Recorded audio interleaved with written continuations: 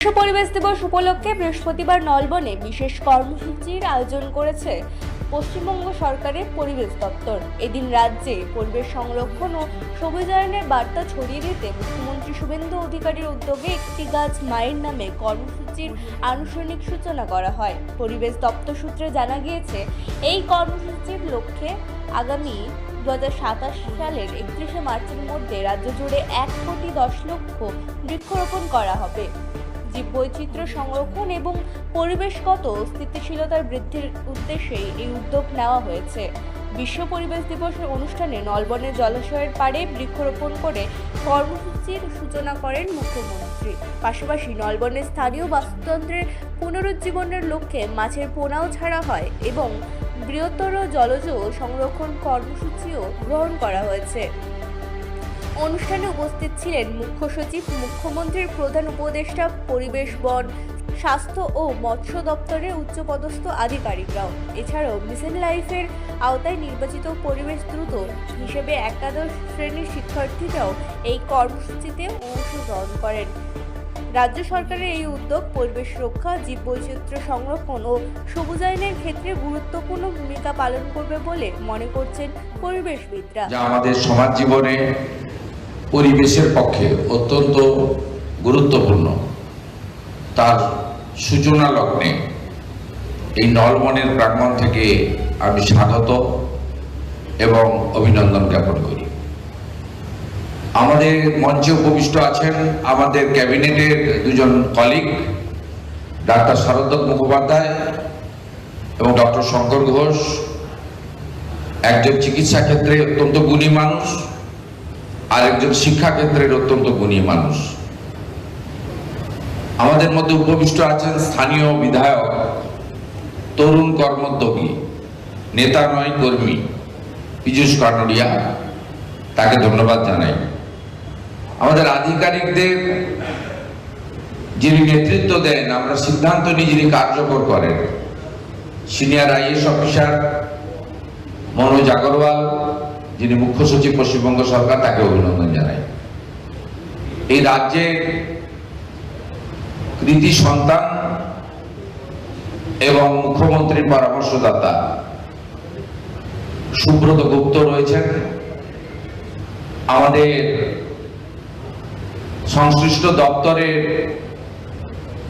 প্রধান সচিব রশ্মি সেন মহোদয় রয়েছেন, আমাদের ফরেস্টের দায়িত্বে মনীষ জৈন মহোদয় রয়েছেন এবং আমাদের কৃষিবিদ যারা আজকের এই কর্মসূচির সমস্ত ব্যবস্থাপনার দায়ভার তাদের কাঁধে তুলে নিয়েছেন।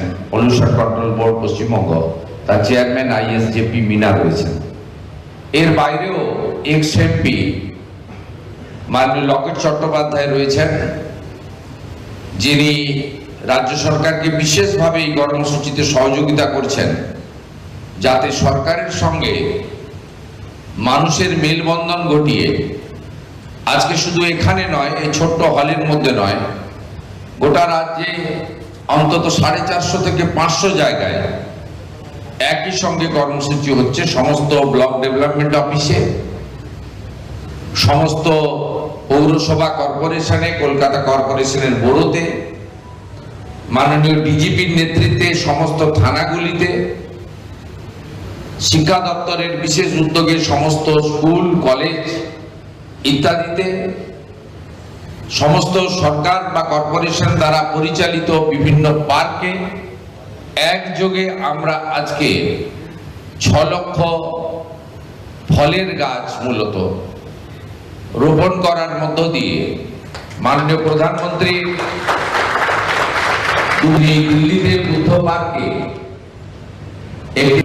বলেছিলেন, এই গাছটি আমার মায়ের নামে আমি লাগালাম। একটি গাছ মায়ের নামে আজকে গোটা রাজ্য জুড়ে এই কর্মসূচি পালিত হচ্ছে।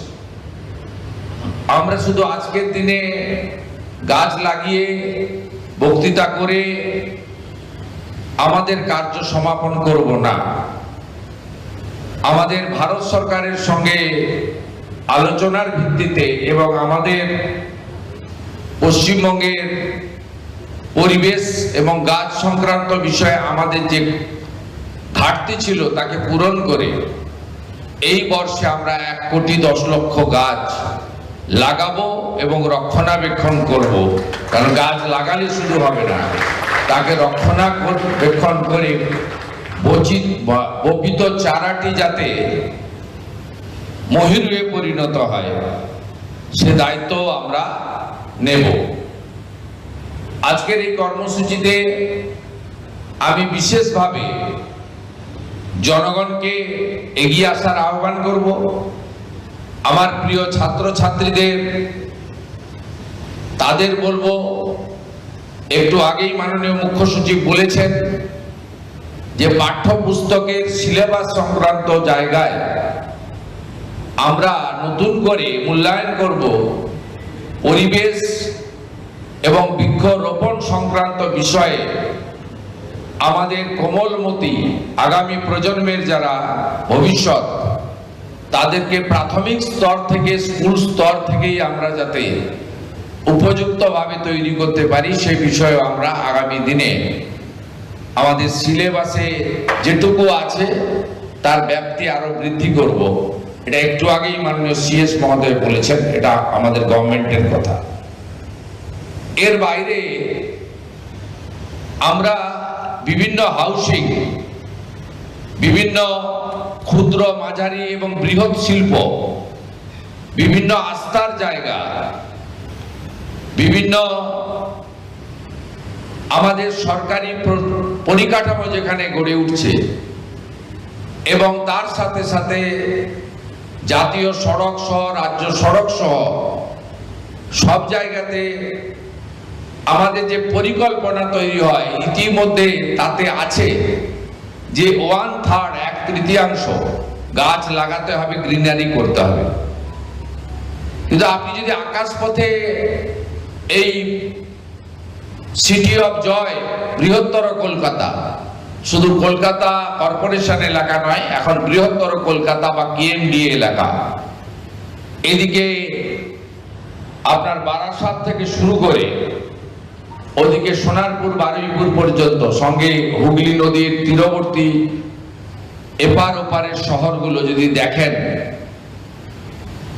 এখানে কংক্রিটের জঙ্গল তৈরি হয়েছে, কিন্তু পরিকল্পনা অনুযায়ী সেই হাউসিং এর, হ্যাঁ শহর কেন্দ্রিক, কর্মসংস্থান কেন্দ্রিক, আধুনিক শিক্ষার জন্য লোক শহরে আসবে, শহরের ব্যাপ্তি বাড়বে, কিন্তু যারা প্ল্যান অনুমোদন করেন তাদের কাছে স্ট্যান্ডিং ইনস্ট্রাকশন আছে, নতুন করে কোনো আইন করার দরকার নেই, যে 2/3 ইনফ্রাস্ট্রাকচার ডেভেলপমেন্ট হলে 1/3 ম্যান্ডেটারি প্ল্যান্টেশন এবং গ্রিনারি। একজনও কেউ মেনেছেন বলে আমার অন্তত প্রত্যক্ষ অভিজ্ঞতায় সেটা আসে না। তাই পরিবর্তনের সরকার, ব্যবস্থার পরিবর্তন মানুষ চেয়েছেন। এই প্রকৃতির সঙ্গে, পরিবেশের সঙ্গে আমরা যে অন্যায় করছি, এই অন্যায়ের খেসারত আমাদের বর্তমান তো দিতে হচ্ছেই, আগামী দিনে আমাদের দিতে হবে। তাই আমরা এই বিষয়ে আরো বেশি যত্নবান হব। ভালো হসপিটাল, ভালো শিক্ষা প্রতিষ্ঠান, আরো কর্মসংস্থান, আরো শিল্প, আরো বিনিয়োগ, আরো রাস্তা, আরো সেতু, এর সাথে সাথে আমাদের পরিবেশ রক্ষা, অরণ্য সৃষ্টি, বৃক্ষরোপণ এবং বিশেষ করে স্বচ্ছতা অভিযান, যেটা আজকে পরিবেশ দিবসের শুধু গাছ লাগানো বা মাঠ ছাড়ার মধ্য দিয়ে সমাপন হতে পারে না। আমাদের মাননীয় ভারত সরকারের মন্ত্রী মনোহরলালজি কয়েকদিন আগে এসেছিলেন। পশ্চিমবঙ্গ সরকারের আরবান ডেভেলপমেন্ট মিনিস্ট্রির সঙ্গে যৌথ উদ্যোগে আমরা 10টা শহরে স্বচ্ছতা অ্যাপ চালু করেছি। রিপোর্ট রাত নিউজ নেটওয়ার্ক।